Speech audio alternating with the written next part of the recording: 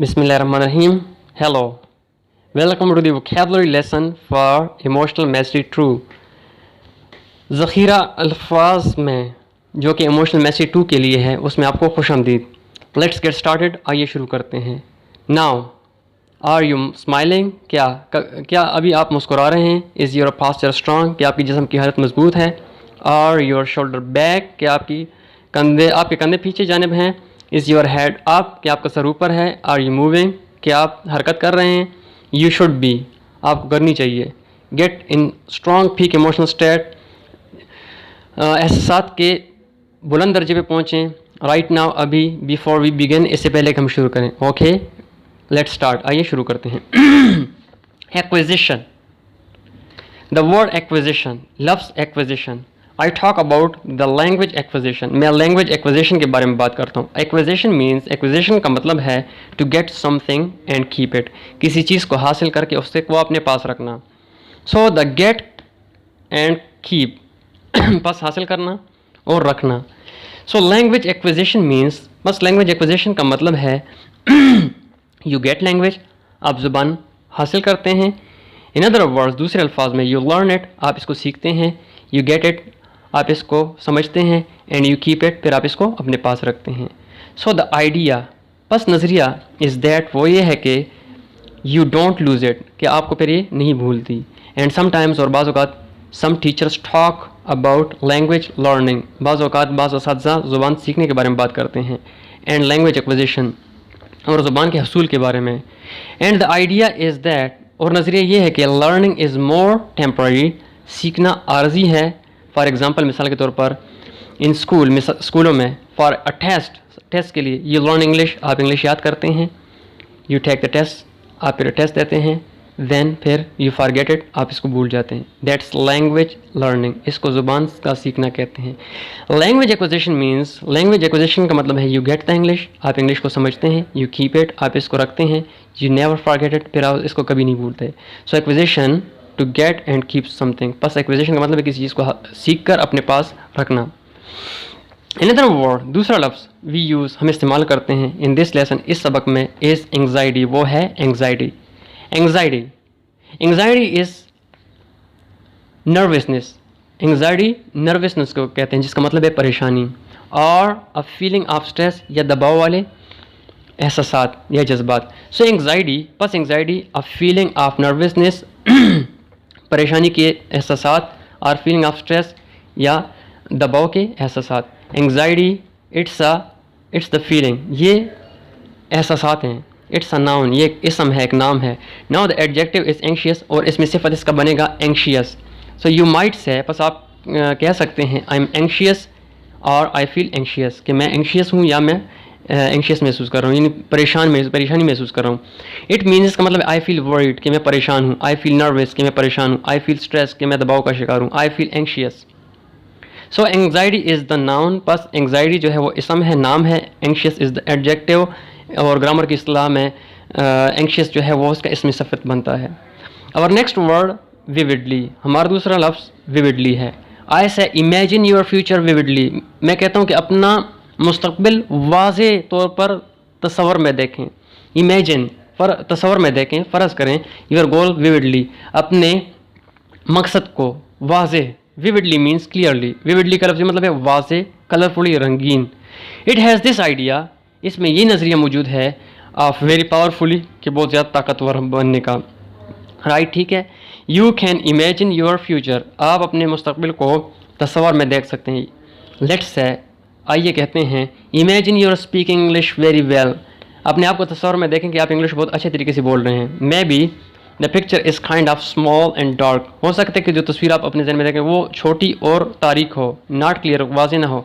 But if ऐसे imagine your future vividly, लेकिन जब अगर मैं कहता हूँ कि अपने मुस्तकबिल को वाज़े करके देखें तस्वर में, you see yourself speaking English, आप अपने आप को इंग्लिश बोलते देखते हैं. But it's a big clear colourful picture, लेकिन एक बहुत बड़ी रंगीन और वाज़े तस्वीर है. So vividly has this idea of colourfully, बस विविडली ये नज़रिया रखता है रंगीनी का. द एडजेक्टिव इज़ विविड, इसमें सिफत इस बनेगा vivid. Vivid we sometimes talk about a vivid picture, बाज़ वक़्त हम विविड पिक्चर के बारे में बात करते हैं, एक वाज़े शफ़ाफ़ और साफ़ सुथरे तस्वीर की बात करते हैं. अ विविड फोटोग्राफ, एक वाज़े शफाफ तस्वीर, वेरी कलरफुल, बहुत रंगीन, क्लियर, वाज़े, स्ट्रॉन्ग, मजबूत, फोटोग्राफ, तस्वीर, अ विविड फोटोग्राफ, एक वाज़े शफाफ तस्वीर। Alright, another word we have in this lesson is visualise. अच्छा, दूसरा लफ्ज़ हमारे पास इस सबक में है visualise. You probably know visual, आपको यकीनन पता है विजुअल का। Visual means related to seeing, कि ऐसी चीज़ जिसका ताल्लुक देखने के साथ हो, रिलेटेड टू द आइज़, जिसका ताल्लुक आंखों के साथ हो। टू से, ऐसे कहना, अम अ विजुअल पर्सन, कि मैं एक देखने वाला शख्स हूँ। मीन्स मतलब हुआ I like to look at things, कि मैं चीज़ों को देखना पसंद करता हूँ। माई इमोशंस आर स्ट्रॉन्गेस्ट, मेरे जज्बात मजबूत हैं। व्हेन आई लुक, जब मैं देखता हूँ। So visual related to seeing, बस विजुअल का मतलब है देखने के साथ ताल्लुक़ रखना, और अबाउट सीइंग या देखने से मुतल्लिक। अबाउट योर आइज़, तुम्हारे आंखों से मुतल्लिक। To visualise is a verb, to visualise एक वर्ब है, एक फ़ैल है, एक काम है। इट्स एन एक्शन, ये काम है ग्रामर की इस्लाम है। एंड इट रियली मीन्स, और इसका वाकई मतलब टू इमेजिन, के तस्वर करना। It means to see in your head, कि अपने तस्वर में देख। To see in your head का मतलब लफ्ज़ी तर्जुमा नहीं करेंगे कि अपने सर में देखना, मतलब अपने सोचों में देखना, अपने ख्यालों में देखना।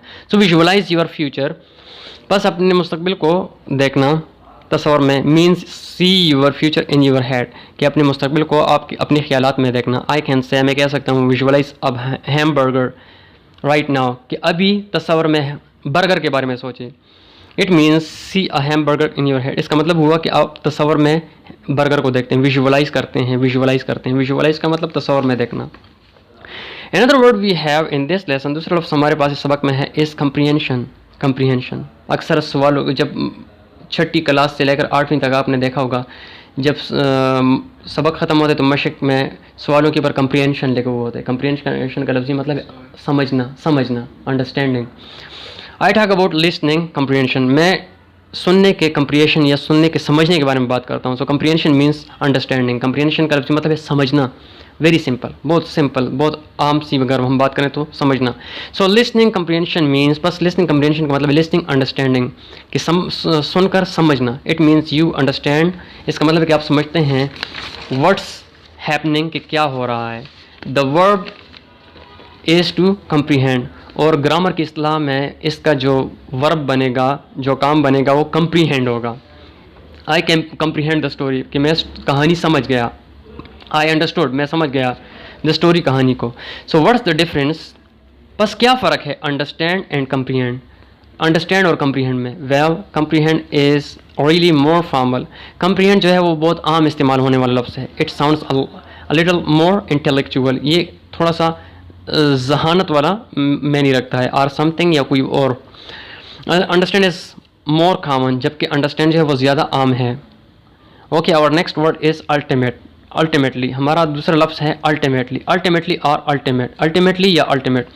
सो अल्टीमेटली मीन्स फाइनली, बस अल्टीमेटली का मतलब है आखिरकार, बिल आखिर, इन द एंड, आखिर में, फाइनली, आखिरी। Ultimately you must study every day, आखिरकार तुम रोज़ाना पढ़ाई करो। इट मीन्स फाइनली, इसका मतलब है आखिरकार, बिल आखिर, द फाइनल पॉइंट, आखिरी नुक्ता। You must study every day, आपको ज़रूर रोज़ाना पढ़ना चाहिए। अल्टीमेटली, आखिरकार। एंड अल्टीमेट मीन्स फाइनल, और अल्टीमेट का लफ्ज़ी मतलब आखिर, आखिरकार, द लास्ट, आखिरी। समटाइम्स, बाज़ औक़ात, ultimate has the idea of most और बेस्ट, बाज़ औक़ात अल्टीमेट में ये ख्याल मौजूद है कि ये कोई चीज़ बहुत बेहतर है या बहुत अच्छी है। It can have the that idea, इसमें ये नज़रिया भी मौजूद है। इन सम सिचुएशंस आल्सो, बाज़ सूरतों में इसमें भी का भी मतलब मौजूद होता है। But the direct meaning is final और लास्ट, लेकिन इसका जो बराह रास्त मतलब निकलता है वो है आखिरी या आखिरकार। In our final ultimate word in this lesson is compelling, और इसमें हमारा आखिरी लफ्ज़ जो आ रहा है सबक में वो है compelling. Compelling, compelling means, compelling का मतलब है इंस्पायरिंग, तरगीब देना, उबारना। समथिंग दैट मोटिवेट्स, कोई ऐसी चीज़ जिससे आपको हौसला मिले। यूँ से आप कहते हैं that was a compelling story, कि एक तरगीब दिलाने वाली, क़ुव्वत पैदा करने वाली, आपको उभारने वाली कहानी थी। It was an emotionally powerful story, ये एहसासी तौर पर एक मजबूत कहानी थी। It was an inspiring story, ये एक जज्बा दिलाने वाली स्टोरी थी। इट इंक्रीज स्ट्रॉन्ग इमोशन, ये इंसान के अंदर ताकतवर जज्बात पैदा करते हैं। It made you want to do something, ये आपके अंदर कुछ करने की सलाहियत पैदा करती है। सो इन द लेसन, पर सबक में आई से मैं कहता हूँ यू नीड कंपेलिंग रीजंस, आपको ताकत देने वाली वजूहात चाहिए टू लर्न इंग्लिश, इंग्लिश सीखने के लिए। You need inspiring reasons to learn English, आपको आपके अंदर जज्बा पैदा करने वाली जज्बात की ज़रूरत है इंग्लिश सीखने के लिए। So you need strong positive emotional reasons, बस आपको मुस्बत मजबूत आला वजूहत चाहिए टू लर्न इंग्लिश सीखने के लिए। Reasons that make you want to take action, ऐसे वजूहत जो आपको एक्शन लेने पर मजबूर करे। टू डू समथिंग, कि आप कुछ करें। Compelling has this idea of wanted to take action, compelling के अंदर ये नज़रिया मौजूद है कि आप किसी काम को करना चाहते हैं। वांटिंग टू डू समथिंग, कोई काम करना चाहते हैं। And that is all for our vocabulary lesson for emotional mastery 2। और ये रही हमारे वो क्या ज़ख़ीर अल्फाज इमोशनल मैस्टरी 2 के लिए। अगेन एक दफ़ा फिर लिसन टू इट, इसको सुने। अ फ्यू मिनट्स, चंद एक मिनट। रिमेंबर, याद रखें, you need to be in a peak emotional state, कि आप एहसास के आला दर्जे पे हों।